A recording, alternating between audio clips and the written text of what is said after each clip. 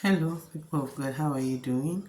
It's another time to go through the Word of God, and we're looking at Genesis chapter 20, Abram and Abimelech. And Abram journeyed from thence towards the south country and dwelled between Kadesh and Shur and sojourned in Gerar. And Abram said unto Sarah his wife, She is my sister. And Abimelech king of Gerar sent and took Sarah. But God came to Abimelech in a dream by night and said to him, Behold, thou art but a dead man. For the woman which thou hast taken, for she is a man's wife. But Abimelech had not come near her, and she said, Lord, wilt thou slay also a righteous nation? Verse 4. But Abimelech had not come near her, and he said, Lord, wilt thou slay also a righteous nation? Said he not unto me, She is my sister? And she, even she herself, said, He is my brother. In the integrity of my heart and innocency of my hands have I done this. And God said unto him in a dream, Yea, I know that thou did this in the integrity of your heart. For I also withheld thee from sinning against me. Therefore suffered I thee not to touch her. Now we need to take note of the fact that God took this matter personal. It doesn't matter if Abraham was at fault here, if Abraham lied or Sarah lied, but God took it personal. God said, You will sin against me if you touch her. So though you were doing this in the sincerity of your heart, but you would have offended me. And God held him, God kept him from sinning against him. And that also tells us that sometimes when you're being upright, when you're doing things in the sincerity of your heart, that doesn't mean you're always right. Okay?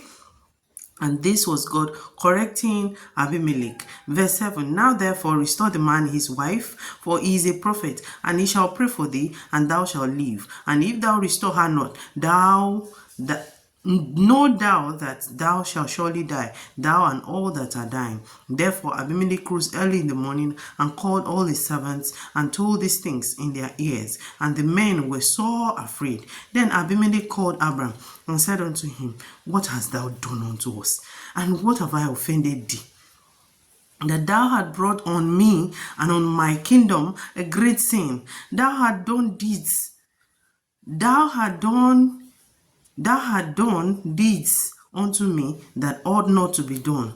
And Abimelech said unto Abram, What sawest thou? Kilori, that thou hast done this thing. And Abram said, Because I thought surely the fear of God is not in this place, and they will slay me for my wife's sake. Abram assumed that these people do not fear God, and they will kill him for the sake of his beautiful wife. And Baba Dogmosi, Baba use number his brains to protect himself. At least a living man is the one that can be an husband, but Abraham wasn't willing to take that chance. And he explained to him. Verse 12 says, And yet, indeed, she is my sister. She is the daughter of my father, but not the daughter of my mother.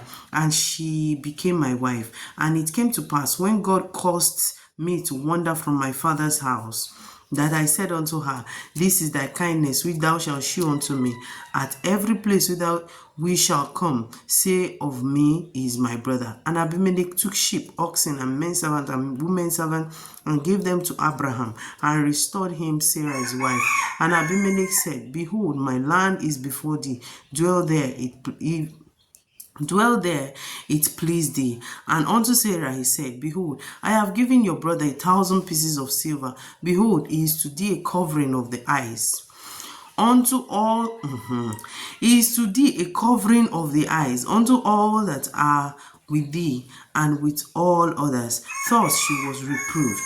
So Abraham prayed unto God, and God healed Abimelech and his wife and his handmaids, and they bare children. That means they are barren for as long as Sarah was in that house. All of them something was going on with them. Something was wrong with them.